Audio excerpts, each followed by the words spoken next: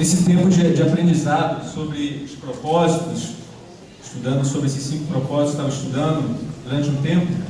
O problema disso tudo é que, estudando isso e vendo o que Deus quer fazer na igreja, lá em Campinho, não deu para ficar mais parado.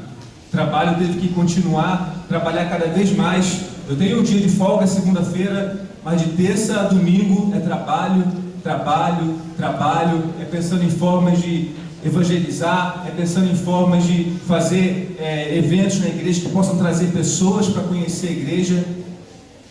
Então, a igreja tem ficado mais apaixonada por Cristo, eu tenho me apaixonado por Cristo cada vez mais, e tem sido assim uma coisa de louco mesmo. A gente quer trabalhar, a gente quer fazer coisas para Jesus, a gente quer fazer coisas para que a igreja possa ser uma igreja visível, uma igreja realmente que faça diferença na comunidade. E eu pensando nisso, estava lembrando de uma mulher na Bíblia chamada Tabita, ou Tabita, né? E em grego é Dorcas, e é uma mulher bem interessante que está lá em Atos 9. Eu não vou ler o texto, mas diz lá no texto que essa mulher era uma mulher que ajudava muitos pobres, fazendo roupas, e de repente ela morre. Mas só que Pedro vai lá fazer uma visita na casa dela, Pedro ora e ela volta a viver. Pensa na situação, a mulher está quase lá abraçando o Senhor, e de repente Pedro, como diz os cariocas, o vacilão, faz uma oração, ressuscita a mulher, e ela tem que voltar para aquela vida de lutas de novo, né? Gente, eu já falei lá na igreja, eu falei para minha esposa, se eu morrer, por favor, não ore não, deixa eu abraçar o Senhor, deixa eu abraçar. Por isso que é importante a gente trabalhar e ensinar as pessoas a trabalhar também, para que a gente não faça falta. Se a gente se for, se a gente morrer, tem outras pessoas para fazer o trabalho. Os missionários lá do Rio de Janeiro, como eu falei mais cedo, foram embora, mas o trabalho continua, tem gente trabalhando. Aqui também, né, tinha bastante missionários, agora tem presbíteros, né, tem evangelista aqui na igreja, o trabalho continua. Não precisa, sabe, Deus quer trabalhar através de nossas vidas. Trabalhou através dessa mulher aqui, teve que ressuscitar. Eu vejo até que essa ressurreição foi porque os irmãos lá não estavam fazendo o trabalho também, então Deus teve que chamar essa mulher de volta, até para constranger os irmãos de lá. E, gente, é interessante como essa mulher fez falta. Mas ela fez falta porque ela era alguém exemplar, que vivia em movimento. Ela não queria parar. Seus momentos de vida era querer ajudar o próximo, ajudar uma pessoa necessitada, ajudar pessoas que estavam ao seu redor. Ela sempre queria fazer alguma coisa para ajudar alguém, para edificar o reino de Deus. E nós? Será que nós temos aproveitado as oportunidades que Deus tem nos dado?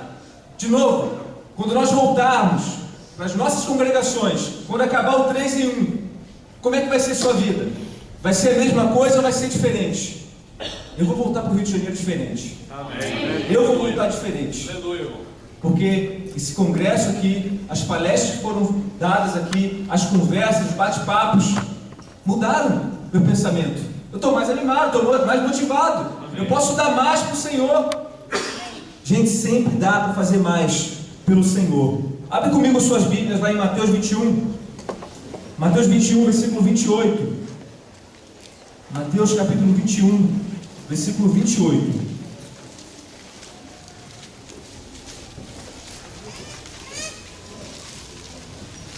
Mateus 21, versículo 28.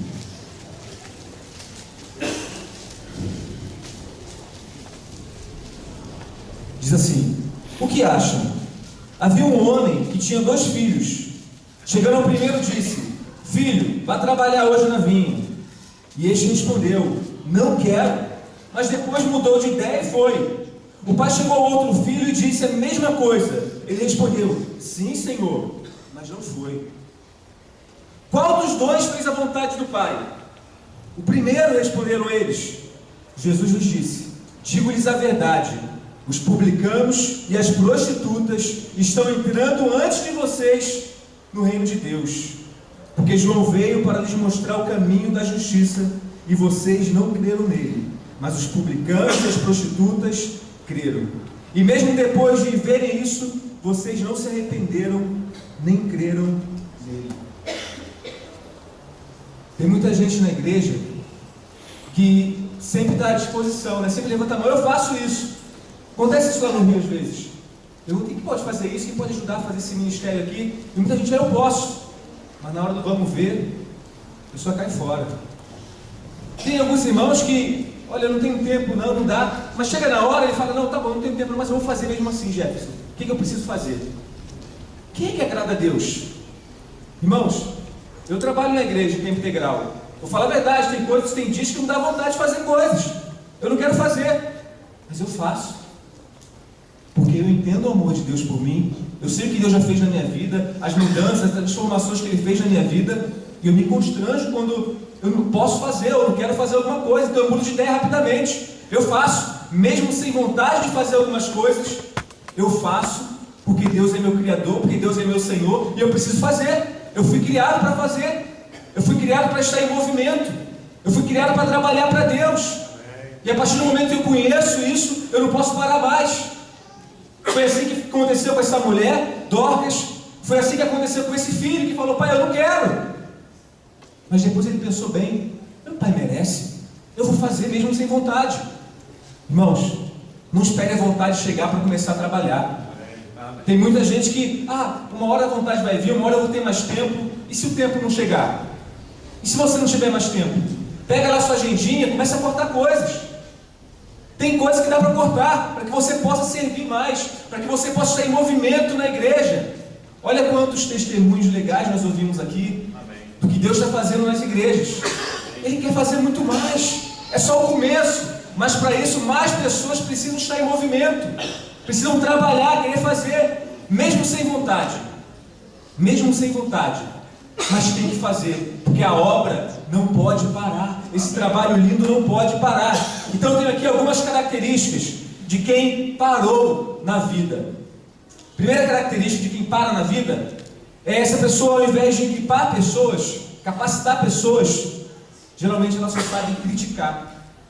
Toda igreja tem isso, gente. Toda igreja. Tem aquela pessoa que você quer fazer uma coisa nova na igreja, começa a criticar.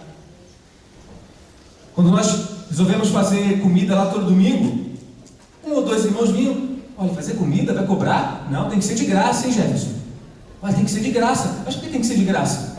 Não, porque tem que ser, né, de graça. Então, mas por quê? Jefferson, não tem um porquê específico, mas é melhor ser de graça, né? Cada um traz uma coisa e tal, é melhor ser de graça. Eu falei, vai perguntar se todo mundo quer trazer um prato de comida no domingo? É mais fácil cobrar um preço simbólico, as pessoas pagam, ficam aqui e vai ser bom. Ele, eu não concordo não. Eu falei, irmão, mesmo você não concordando, a gente vai fazer. Porque é para a glória de Deus que a gente vai fazer isso. É para os irmãos terem comunhão. Então, gente, tem hora que tem pessoas criticando, tem hora que a gente vai tentar mostrar a verdade para elas, vai tentar falar. Às vezes a pessoa vai aceitar e vai andar do seu lado. Às vezes não. Às vezes não. O que não pode é a obra parar, porque tem pessoas criticando. Tem que continuar. E às vezes a gente fala, puxa, tal pessoa criticou, tal pessoa está falando, vamos parar para não machucar o irmão. Vamos parar para não magoar o irmão. E o trabalho do Senhor que é criticar. O trabalho do Senhor que vai ficando capenga. O trabalho do Senhor que começa a ter problemas. Porque a gente não faz porque pessoas estão criticando. Mas olha para a pessoa está parada, não está em movimento. A gente tem que fazer o trabalho. Faça o trabalho. Se tiverem pessoas criticando você, tente falar, tente explicar. Chame ele para o seu lado. Mas se não for para o lado, continue fazendo. Não pode parar. Você lembra lá de Neemias? Neemias, quando Jerusalém estava destruída, os muros estavam destruídos, todo mundo ficou do lado dele? Teve um monte de gente criticando, mas ele não parou. Não parou porque era uma prioridade construir os muros, reconstruir os muros. E em 52 dias, os muros estavam de pé. Por quê? Porque ele tentou explicar. Não aceitou? Eu vou fazer porque é necessidade.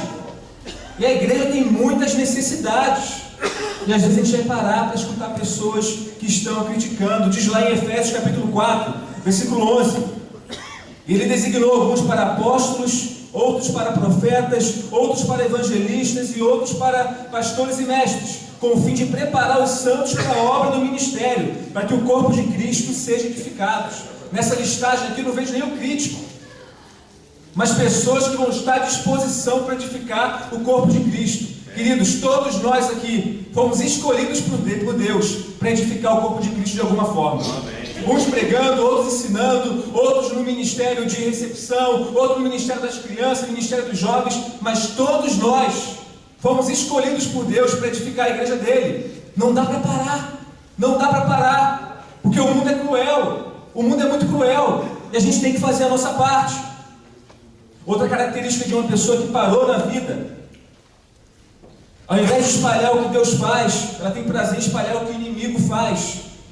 Atos capítulo 1, diz assim, versículo 8, Atos 1, versículo 8: mas receberão poder quando o Espírito Santo descer sobre vocês, e serão minhas testemunhas em Jerusalém, em toda a Judéia e Samaria e até os confins da terra. Tem muita gente que não é testemunha do que Jesus faz.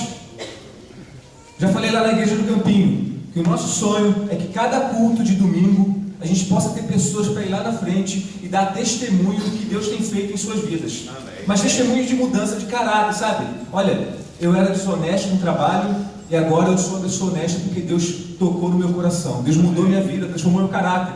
Olha, meu casamento estava destruído, mas Deus tocou no meu casamento e agora eu e minha mulher só lore. Porque às vezes a gente chama a pessoa para testemunho. Eu lembro, Flávio, não sei se você lembra, lá em Campo Grande, a gente estava lá no bairro do Canguru e tinha um momento lá, uma caravana de oração, e uma irmã levantou a mão, queria dar um testemunho. E a pior coisa, se você trabalha na igreja, não deixa uma pessoa dar testemunho sem antes falar que testemunho é esse. Eu lembro que eu e mais um que estava na condução da coisa, e, sabe, era bem jovem na época, 21, 22 anos. Eu falei, fala, irmã. Ela, olha, eu estava faltando há tanto tempo na igreja, mas era um motivo muito especial. A irmã chorando, com lágrimas nos olhos. Ela, olha, a Doralice estava doente, mas agora ela está boa. Todo mundo, Doralice? A gente sabia o nome dos filhos dela, Giovanni e outra menina, eu não lembro o nome, era Júlia, não sei. Doralice era a galinha dela, gente. Pensa no absurdo. Testemunhando da galinha. Estava faltando um culto para cuidar da galinha. Esse tipo de testemunho não vale de nada, sinceramente. Porque até os alunos, eu mesmo me segurei para não rir lá, estava botando minha mão na boca, lá, sabe? Os outros também querendo rir. Foi uma situação muito constrangedora. E às vezes a pessoa quer testemunho que não tem nada a ver. O que Jesus tem feito na sua vida? Esse é o melhor testemunho para você falar.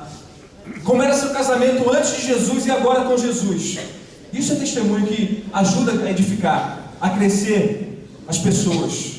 Mas infelizmente, muitas pessoas não falam o que Jesus tem feito. Ou por vergonha, ou por omissão, eu não sei qual o motivo. Mas quando tem um problema, a pessoa fala. Fala mal da política, fala como está tendo roubo da Petrobras, fala de tudo. Tudo do mundo ela fala. Se está numa fila do banco, puxa assunto com a pessoa, não é para falar de Jesus não. É para falar, puxa, esse banco é sempre demorado, que chato esse banco, hein? Olha como demora, olha que fila longa, não sei o que lá. E é só reclamar. Uma oportunidade que tinha de falar, puxa, estou esperando aqui, mas Deus me ama mesmo assim. Puxa, estou esperando aqui, olha, Deus tem trabalhado na vida dos meus filhos. Olha, Deus tem trabalhado na minha vida. Por que não fala isso para a pessoa lá? Mas puxa assunto para criticar, para falar mal dos outros. Para falar mal do banco, para falar mal dos banqueiros. Gente, está na hora da gente começar a testemunhar o que Jesus tem feito em nossas vidas. Não só na igreja, mas fora da igreja principalmente. Para que as pessoas saibam que Jesus é Salvador. Para que as pessoas saibam que Jesus transforma vidas. Como é que eles vão saber se a gente não fala nada? Outra coisa também, de uma pessoa que parou na vida, ela sabe explicar perdão, mas não sabe perdoar. Conheço muita gente que conhece perdão em grego, hebraico, aramaico, mas na hora do vamos ver, na hora de perdoar, não perdoa. Conheço muita gente assim, sabe muita coisa sobre perdão. O que é perdão? E a pessoa faz lá um discurso bonito, perdão é uma coisa tão linda do Evangelho, sabe? Jesus me perdoou e eu preciso perdoar também, mas não vamos ver mesmo, não fala com mãe, não fala com pai, está brigado com o filho há mais de 5 anos. Gente, está na hora de mudar. Está na hora de mudar. O nosso Deus é um Deus que reconcilia. Amém. É um Deus que quer unir, não separar. E, infelizmente, muitas pessoas estão vivendo sem perdoar. Porque não estão experimentando isso. E Deus está lá a todo momento querendo que essas pessoas perdoem. Então, Jefferson, você está falando só de pessoas que estão paradas, né, na vida, sem fazer nada. E como é que eu posso viver uma vida em movimento? Eu tenho aqui algumas ideias, quero passar rapidamente. Valorize sua preparação e não somente sua performance. Valorize sua preparação e não somente sua performance. Quero compartilhar com vocês um texto lá em 1 Samuel, capítulo 16, versículo 11 a 13. 1 Samuel 16, 11 a 13. 1 Samuel, capítulo 16, versículo 11 a 13. Diz assim: Jessé respondeu: ainda tenho caçula, mas ele está cuidando das ovelhas. Samuel disse: traga-o aqui, não nos sentaremos para comer até que ele chegue. Então Jessé mandou chamá-lo e ele veio. Ele era ruivo, de belos olhos e boa aparência. Então o Senhor disse a Samuel: é este, levante-se e unja-o. Samuel então apanhou o chifre cheio de óleo e ungiu na presença de seus irmãos. A partir daquele dia o Espírito do Senhor apoderou-se de Davi e Samuel voltou para Ramá. Aos olhos humanos, gente, quem era o escolhido de Deus? Era um dos irmãos de Davi. Davi vendia ovelha. Davi estava lá no meio do mato cuidando de ovelha, catando cocô de ovelha, sabe, está fazendo isso. Mas era o escolhido por Deus. Os irmãos estavam lá, eram mais fortes, sabe? Os grandões tinham uma boa performance. Mas Deus não está interessado em performance. Como é que você tem se preparado? Enquanto os irmãos estavam preocupados com a aparência, Davi estava lá no meio do pasto, orando a Deus, escrevendo salmos para Deus, tendo um relacionamento com Deus. Como é que você tem preparado sua vida? Ou você está preocupado apenas com performance? Deixa eu ver aqui como é que as pessoas vão olhar para mim, me ver se eu estou bonitinho, se eu estou bem na fita, se eu sou legal ou não. Não é isso que Deus está interessado. Deus está interessado na nossa preparação. Você tem lido a Bíblia? Tem cuidado da sua vida espiritual? Como é que está sua fé? O tempo de Deus, irmão, Ele manda no nosso tempo. A gente precisa entender isso. Não é problema ser esquecido pelos homens se somos lembrados por Deus. Eu não estou aqui para ser lembrado por homens. Eu quero ser lembrado por Deus. Por quê? Depois que eu morrer, os homens vão morrer também. Mas depois que eu morrer, Deus vai me levar. E se eu não estiver bem com Deus, se eu não estiver preparado, eu vou ficar de fora da grande festa. Então eu tenho que me preparar. Performance nessa vida, gente, não vale de nada. Só vale para tapinha nas costas. Mas tapinha nas costas não salva ninguém. O que salva mesmo é Jesus. Amém. É estar bem aos olhos de Jesus. Então pense nisso. Outra coisa também é como nós podemos viver uma vida em movimento. Encare situações difíceis de mudar com uma mente mudada. Encare situações difíceis de mudar com uma mente mudada. A gente se converte, a gente é batizado, mas a nossa mente continua a mesma diante de ser batizado.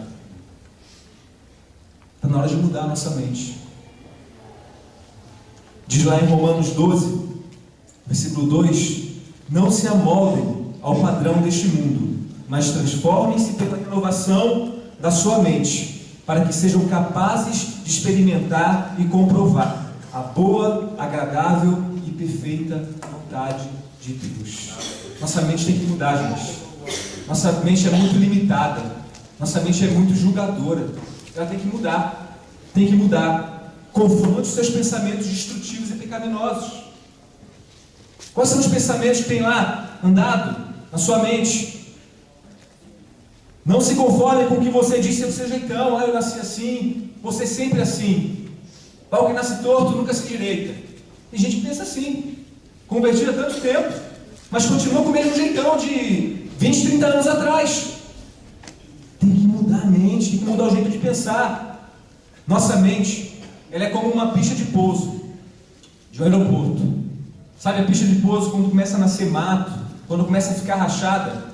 Tem que ser interditada para que faça uma reforma e tire tudo que não presta, para que o avião possa aterrissar, pousar. Se a nossa mente continua com os pensamentos que estavam antes, pensamentos destrutivos, pensamentos de pecado, pensamentos que não agradam a Deus, os sonhos de Deus nunca pousarão em nossas vidas. Deus tem planos maravilhosos para a gente, mas a nossa mente tem que mudar. Nossa mentalidade tem que mudar.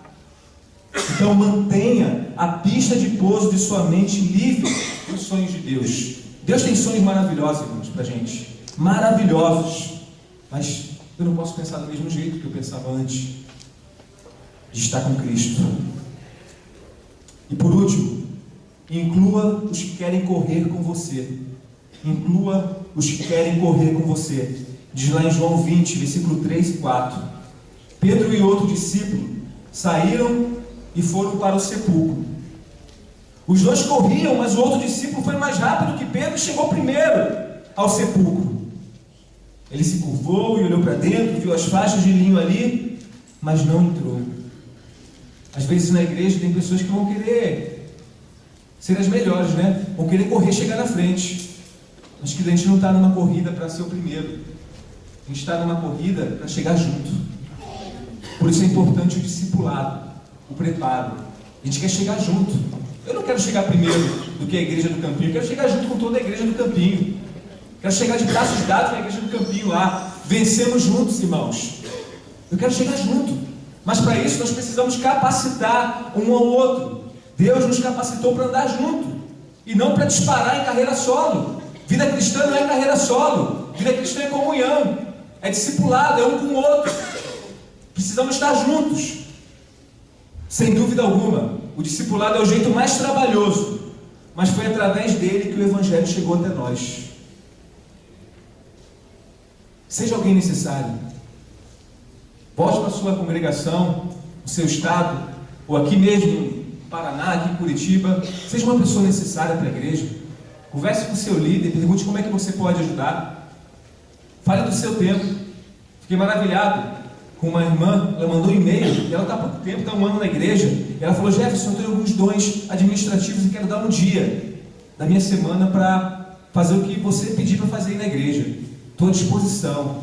Eu falei: caramba, tem menos de um ano e está com essa vontade de fazer. E às vezes pessoas que têm 10, 20 anos de igreja estão lá paradão, não fazendo nada. Está na hora de mudarmos. Viva em movimento, cumprindo com o propósito de Deus. Diz lá em 1 Coríntios 9, versículo 26, 1 Coríntios 9, 26. Sendo assim, não corro como quem corre sem alvo, e não luto como quem esmurra o ar. A gente tem um alvo. Nosso alvo é ser salvo. Amém? Amém. Eu quero ser salvo. Amém. Mas para ser salvo eu preciso estar em movimento. Não posso parar. Eu tenho que ser útil na congregação. Eu tenho que ser útil na minha vizinhança. Eu tenho que ser diferente, eu tenho que fazer a diferença com a minha vida. Eu quero concluir com uma reflexão que diz assim: uma senhora, certa vez por acidente, aspirou seu passarinho de estimação.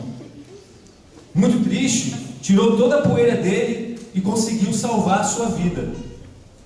Certo dia, uma amiga próxima telefonou e perguntou: o passarinho sobreviveu? Ela, num tom meio triste, respondeu: ele sobreviveu sim. A amiga, inconformada, perguntou: se ele sobreviveu, por que você respondeu neste tom tão triste? Ela então disse: porque ele nunca mais cantou nem voou, e ele cantava e voava de forma tão bela. Sabe, queridos, talvez sua vida não foi tirada, você está vivo ainda, mas você não está vivendo da forma que Deus quer. Está simplesmente existindo uma vida parada. Deus está nos convidando nessa noite a mudar e viver uma vida necessária, uma vida realmente em movimento com o Senhor Jesus. Uma vida que possa abençoar vidas, uma vida que possa fazer com que o Evangelho cresça, uma vida que faça com que a igreja seja cada vez mais evidente aos olhos do mundo, que as pessoas possam ver que a igreja de Cristo é uma igreja diferente. Vamos viver em movimento e dessa forma nós estaremos agradando a Deus e sendo úteis para o povo de Cristo.